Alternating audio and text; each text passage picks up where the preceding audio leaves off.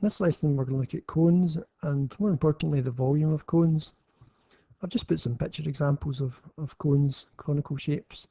You can see there's several places where you would find cones and definitely in structures as well, structures and buildings.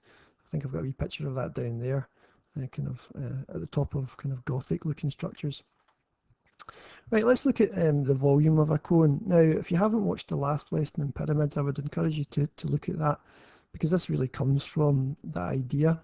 Now, a cone is basically a pyramid. It goes up to a point with a circular base. And from the last lesson, we already know the formula for a pyramid, and it's a third times the area of the face part down the bottom, times the height.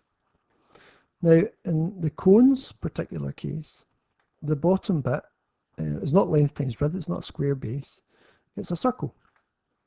So instead of having length times breadth at the bottom here, if you like, we've got pi r squared. So it's a third pi r squared times height. Very similar to the pyramid formula, it's just the area of the faces of circle here. And in fact, yep, three of these things would make a cylinder.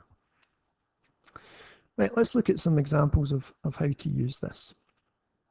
So I'm going to do two examples just quickly here. So how do you work out the volume of this cone here? Well, you write your formula down. As before, we do 1 divided by 3 in the calculator. You can use the pi button or 3.14. The radius is 4 in this case, the distance between the centre point and the outside of the circle. So that's just 4. Make sure we square it, so times it again, or you can write squared up here and put that in your calculator.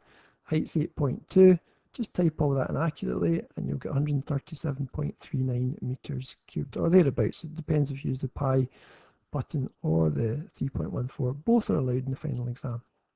Make sure your units are correct. It's cubic metres or centimetres because it's volume.